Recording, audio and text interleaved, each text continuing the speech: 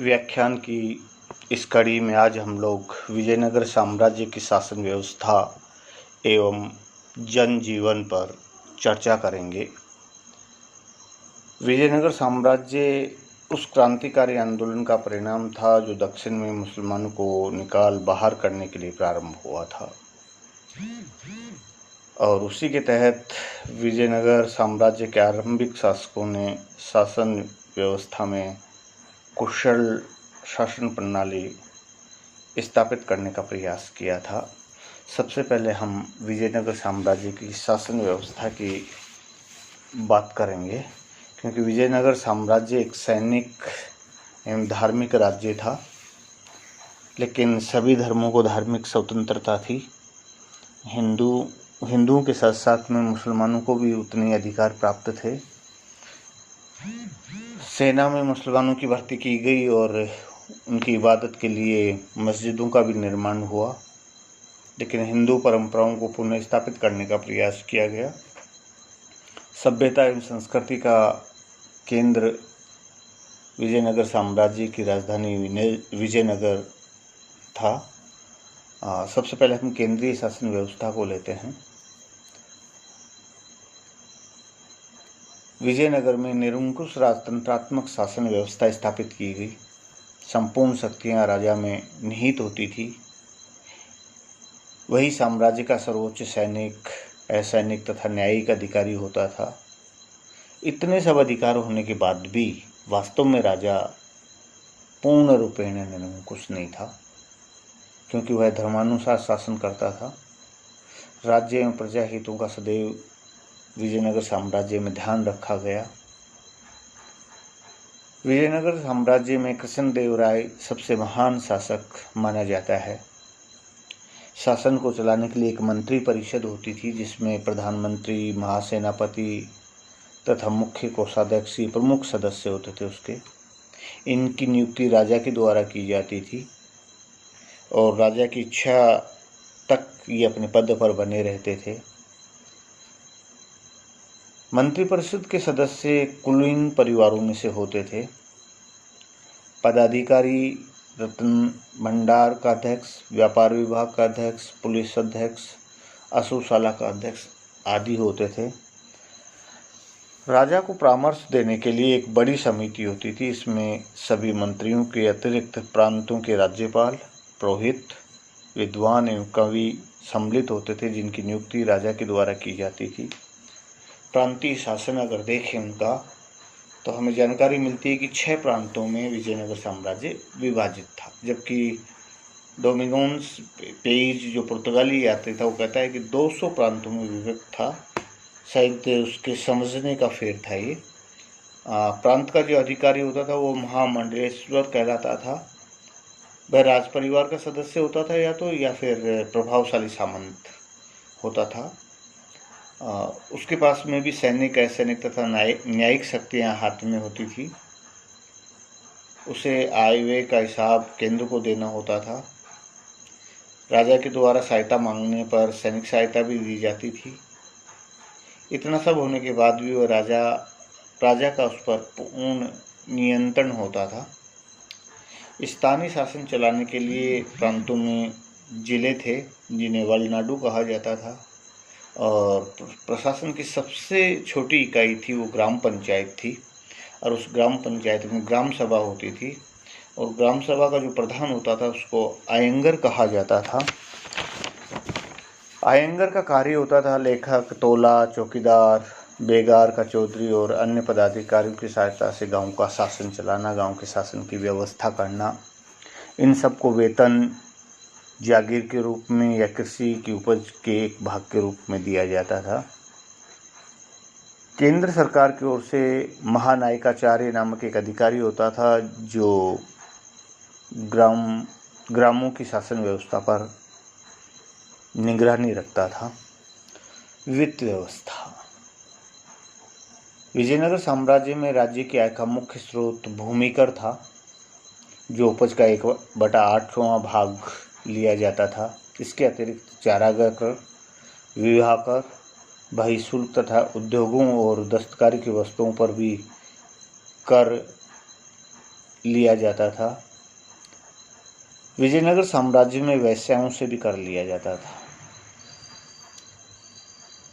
अब्दुल रज्जाक लिखता है कि वेश्याओं से 1200 फनम की आय होती थी। ये राशि नगर रक्षकों के ऊपर खर्च की जाती थी। सैन्य व्यवस्था। विजयनगर साम्राज्य में एक कुशल और विशाल सेना समय समय पर गठित होती रही। डोमिगोन्स पेज कहते हैं कि कृष्णदेव राय की सेना में 7 लाख पैदल, 32,600 घुड़सवार और 651 हाथी शामिल थे। नूनीज भी इस बात का समर्थन करता है। न्याय व्यवस्था की बात करें तो राजा प्रधान न्यायाधीश होता था। दीवानी मामले हिंदू विधि के अनुसार निपटाए जाते थे और फौजदारी मामलों में कठोर एवं बर्बर दंड दिए जाते थे। ग्राम सभा स्थानीय झगड़ों का निर्णय करती थी। बहुत सारे न्यायालयों की स्थापना की गई थी। चोरी, व्यभिचार और राजद्रोह के आरोपियों को प्राण दंड अथवा अंग भंग की सजा दी जाती थी। हम अगर विजयनगर साम्राज्य के सामाजिक और आर्थिक जीवन की बात करें तो समाज सुसंगठित था और समाज में उच्च पदों से लेके सारी व्यवस्थाओं में ब्राह्मणों का प्रभाव था। ब्राह्मणों को मृत्युदंड से मुक्त रखा गया था। जातीय जटिलता नहीं थी। छुआछूत या अस्पृश्यता की स्थिति विजयनगर साम्राज्य में हमें नहीं दिखाई देती है।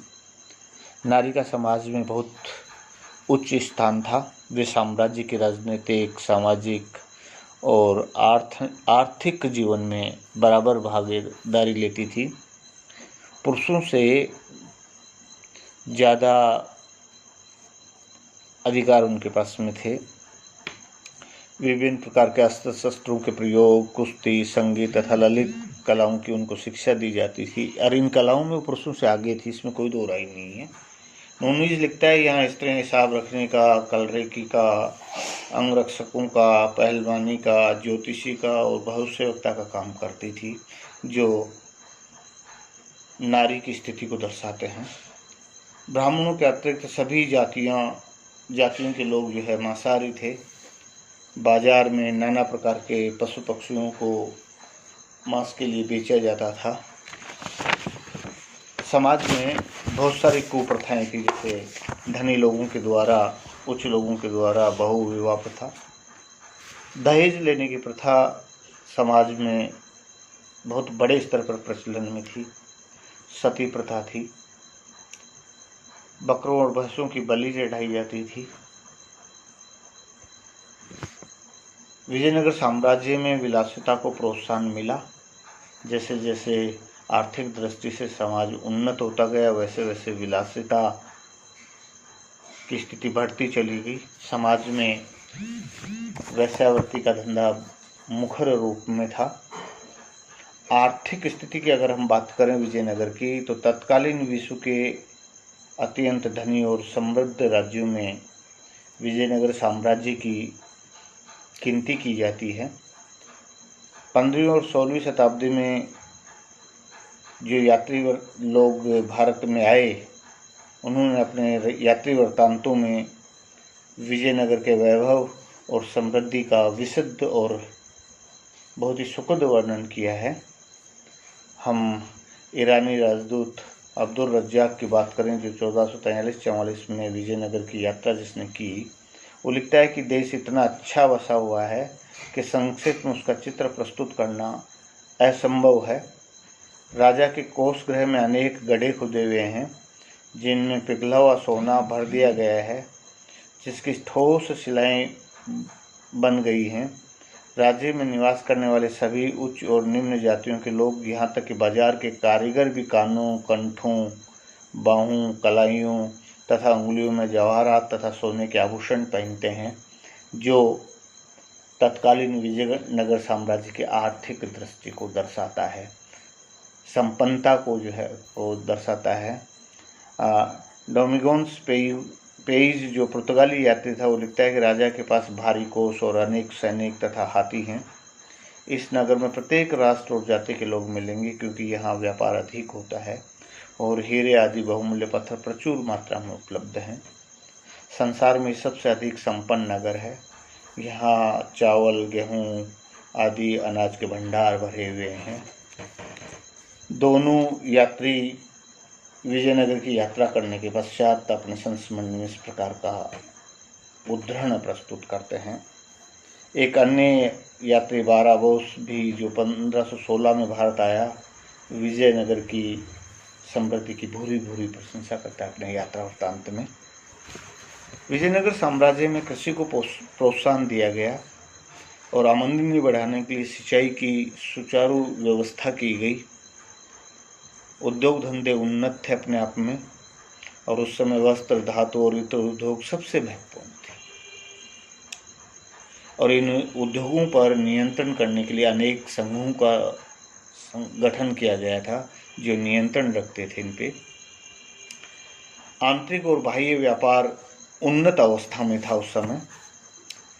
राज्य में अनेक बंदरगाह स्थापित किए गए थे जिनसे हिंद महासागर के द्वीपों, मलाया, बर्मा, चीन, अरब, ईरान, दक्षिणी अफ्रीका, एबिसिनिया, पुर्तगाल आदि से व्यापार किया जाता था और इन क्षेत्रों के साथ में व्यापार के माध्यम से जो निर्यात की जाती थी सामग्री, उसमें वस्त्र, चावल, लोहा, सोरा, शक्कर, मसाले आदि मुख्य रूप से निर्यात किए जाते थे और इसके बदले में जो आयातित सामग्री थी उसमें घोड़े अच्छी किस्म के, हाथी, मोती, तांबा, कोयला, पारा, रेशम तथा मखमल, ये आयातित सामग्री थी, मखमल। लेकिन एक तरफ आर्थिक समृद्धि दिखाई देती तो दूसरी तरफ जो साधारण जनता थी वो राज्य के करों के बोझ के नीचे दबती जा रही थी। उच्च तथा मध्यम श्रेणी के लोग धनी थे, उनका जीवन स्तर बहुत ऊंचा था। हम कला और साहित्य की अगर बात करें तो विजयनगर साम्राज्य के दरबार में विद्वानों और कवियों को संरक्षण मिला, जिससे भारत देश के अनेक राज्यों के विद्वान और कवि विजयनगर साम्राज्य में जाकर बस गए। यहाँ संस्कृत, तेलुगु और तमिल भाषा में अनेक ग्रंथों की रचना हुई। संस्कृत के प्रकांड विद्वान सायन, माधव, विद्यारण ये प्रख्यात भाष्यकार थे, ये वहाँ पे आश्रय पाते थे। तेलुगु साहित्य का महान कवि अलसानी हुआ, जो कृष्णदेवराय के शासनकाल के दौरान था, उसको राजकवि का पद मिला और स्वयं कृष्णदेवराय एक उच्च कोटि का विद्वान था। उसने तेलुगु भाषा में मुक्त माल्य नामक ग्रंथ की रचना की। वह विद्वानों का आश्रयदाता था। विजयनगर साम्राज्य के शासनकाल में संगीत, नाटक, नृत्य कला, व्याकरण, दर्शन तथा ज्ञान की शाखाओं में अनेक ग्रंथों की रचना हुई, जो विजयनगर साम्राज्य की समृद्धि को दर्शाता है। स्थापत्य कला की अगर हम बात करें तो विजयनगर साम्राज्य में भव्य मंदिरों, विशाल राजप्रासादों, झीलों और नहरों का निर्माण करवाया गया।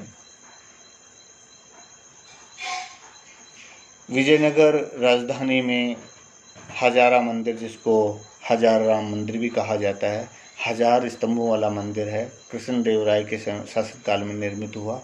यह स्थापत्य कला का सर्वोत्तम उदाहरण है विजयनगर साम्राज्य का।